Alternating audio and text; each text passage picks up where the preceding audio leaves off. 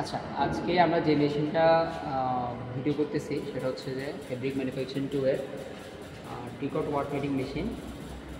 মানে এই টিকট ওয়াট মিটিং মেশিনের প্রথমে যদি আমি পার্টস দিয়ে শুরু করি, তাহলে এখানে প্রথমে পার্টস আছে হচ্ছে যে উপরে ওয়ার্ক বিম, এখানে একটা ফ্রন্ট ওয়ার্ক বিম থাকে, আর হচ্ছে যে ব্যাক ওয়ার্ক বিম থাকে, মানে ফ্রন্টের দিকে থাকে, ব্যাকের দিকেও থাকে।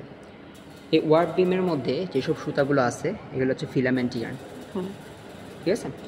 এরপর আমি যে নিচের দিকে আসি, এখান থেকে টেনশন রেল, এগুলো হচ্ছে টেনশন রেল, যেগুলোকে সুতাগুলোকে টেনশন আকারে রাখে, ঠিক আছে। এরপর হচ্ছে আমি যেগুলো নিচে আসি, নিচে হচ্ছে যেখানে এগুলো একদম এই বরাবর যেগুলো হচ্ছে ফেব্রিক কম, যেগুলো একটু চিরুনির মতো, যেখানের মাধ্যমে আমার ফিলামেন্ট ইয়ার্নগুলোকে পাস হয়, ঠিক আছে। আর এখানের উপরে যেগুলো আছে এগুলো হচ্ছে নিডেল, এগুলো হচ্ছে নিডেল, ঠিক আছে। এরপর এখানে দুইটা গাইড বার থাকে। এই গাইড বার কোনগুলো? গাইড বার হচ্ছে এগুলো, এই ফ্রন্ট গাইড বার আর হচ্ছে যে ব্যাক গাইড বার। আমি যদি এই ব্যাকটা যদি না দেখা যায় তাহলে এদিকে আমি বুঝতে পারতেছি এটা হচ্ছে ফ্রন্ট, এটা হচ্ছে ব্যাক, ঠিক আছে। এই দুটো হচ্ছে গাইড বার। এই দুইটা গাইড বার অ্যাটাচ করা থাকে রকিং শেফটের মাধ্যমে, এটা হচ্ছে রকিং শেফট। এই দুইটা গাইড বারকে অ্যাটাচ করে দিচ্ছে একটা রকিং শেফট। এরপর গাইড বারের পিছনে যদি আসি, পিছনে কি থাকে? পিছনে আমি দেখালাম এগুলো নিডেল, এগুলো হচ্ছে নিডেল, এগুলো হচ্ছে নিডেল, এগুলো হচ্ছে নিডেল, এগুলো হচ্ছে নিডেল, ঠিক আছে। এরপর আমি যদি আসি যে এটা হচ্ছে সিঙ্কার বার, এটা হচ্ছে কি সিঙ্কার বার, ঠিক আছে। এরপর এখানে আছে কি টেক আপ রোলার বা টেক ডাউন রোলার, এটাকে ইমারি রোলার বলা হয়। আর নিচে থাকে হচ্ছে যে ক্লথ রোলার, ঠিক আছে। এবার যদি তাদের কাজগুলো একটু যদি বলি, তাহলে প্রথমে শুরু থেকে হচ্ছে যে ওয়ার্ক বিমের কাজটা কি। ওয়ার্ক বিম, এই ওয়ার্ক বিমের কাজটা হচ্ছে যে ওয়ার্পের সুতাগুলোকে ধারণ করবে এবং সুতাগুলোকে সঠিকভাবে সরবরাহ করবে। এরপর যদি গাইড বার আসি, তাহলে গাইড বারের কাজটা কি? ওয়ার্প সুতাকে সুনির্দিষ্ট দিকে নিডলের দিকে নির্দেশ করবে। এখানে যে নিডলগুলো আছে এই নিডলের দিকে কী করবে? ওয়ার্পের সুতাগুলোকে দিক নির্দেশনা দেবে, ডিরেকশন দেবে।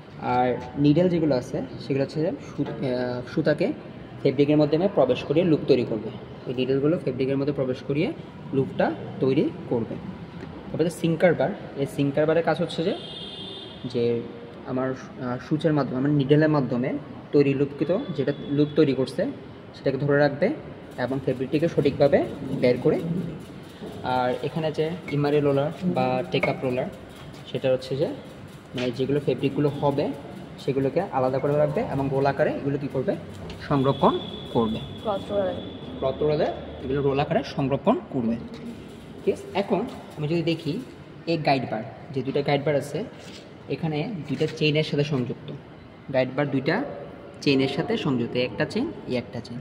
এই দুইটা চেইনগুলো আমি যদি এদিকে আনি, এখানে হচ্ছে যে রিটার্ন, এখানে রিটার্ন স্প্রিং আছে, ওই চেইনগুলো এই রিটার্ন স্প্রিংয়ের সাথে সংযুক্ত, ঠিক আছে। এবার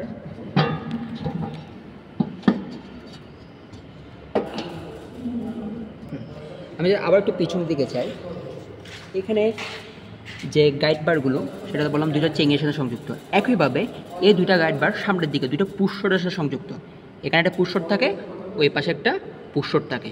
এই পুশশটগুলো আমি যদি ভালোভাবে দেখতে চাই তাহলে আমি এখানে আসতে হবে। এই সেই দুইটা পুশশট, এই একটা পুশশট, এই একটা পুশশট, দুইটা পুশশট থাকে। এই দুইটা পুশশট যদি সামনের দিকে দেখি, এটা হচ্ছে প্যাটার্ন ডিস্ক, এটা হচ্ছে প্যাটার্ন ডিস্ক। এই প্যাটার্ন ডিস্কের কিন্তু সাইজ ভিন্ন। প্যাটার্ন ডিস্ক আমি যদি লক্ষ্য করি, এখানে প্যাটার্ন ডিস্কের কোনোটা উঁচু, কোনোটা নিচু, কোনোটা হচ্ছে সমান জায়গা। যদি মূলত আমি যদি মোশনটা চিন্তা করি, তাহলে প্রথমে হচ্ছে এই প্যাটার্ন ডিস্ক থেকে মোশনটা আমার পুশ বারে যায় বা পুশ শটে যায়। এই পুশ শট থেকে, যে পুশ শট কার সাথে সংযুক্ত? গাইড বারের সাথে সংযুক্ত।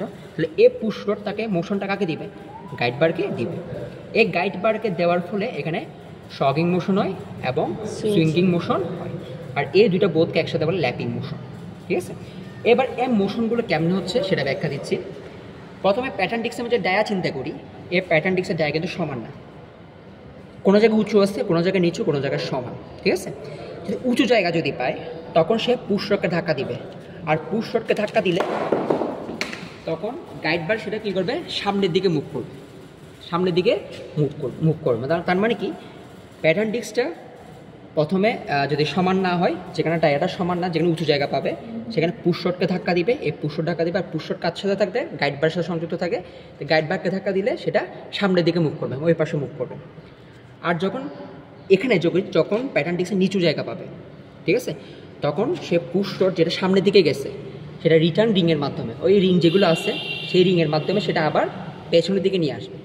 তাহলে একবার সামনে যাচ্ছে, একবার পেছনে যাচ্ছে। তাহলে সামনে কখন যাচ্ছে, যখন প্যাটার্ন ডিস্ক উঁচু জায়গা পাচ্ছে, তখন পুশশটকে সামনের দিকে ধাক্কা দিচ্ছে, সেটা গাইড বারকে সামনের দিকে নিয়ে যাচ্ছে। আবার যখন নিচু জায়গা পাবে প্যাটার্ন ডিস্কটা, সেটা তখন পুশশটকে পেছনের দিকে নিয়ে আসবে। এর সামনে আর পিছনে যে যাচ্ছে এই মুভমেন্টকে বলা হয় শকিং মোশন বা শকিং মোশন, ঠিক আছে, শকিং মুভমেন্ট। আরেকটা যেটা বাকি আছে সেটা হচ্ছে swinging movement. So swinging movement কখন হয়, যখন প্যাটার্ন ডিস্কের সমান জায়গা থাকে, প্যাটার্ন ডিস্কে কী থাকবে, সমান জায়গা থাকবে, তখন রকিং শেপ যেটা আছে, এই যে রকিং শেপটা, এই রকিং শেপটে যে যার সাথে কে সংযুক্ত, গাইড বার দুটো সংযুক্ত, তখন গাইড বারটা এই পাশে সামনে আসবে আর ওই পাশে পিছনে যাবে। মানে হচ্ছে যে এখন এ পাশ আর ওই পাশ, সামনে পিছনে, মানে হচ্ছে যে কি, আমি যদি একটু আমাকে লক্ষ্য করে, তাহলে এই জিনিসটা আমাকে যদি মানে লক্ষ্য করাস, তাহলে হচ্ছে যে জিনিসটা হচ্ছে গাইড বারটা সামনে আসবে পিছনে যাবে, এই সামনে আসার পিছনে যেটাকে আবার সুইঙ্গিং মুভমেন্ট। তাহলে এখানে দুই ধরনের মুভমেন্ট হয়, একটা হচ্ছে শকিং মুভমেন্ট, একটা সুইঙ্গিং মুভমেন্ট।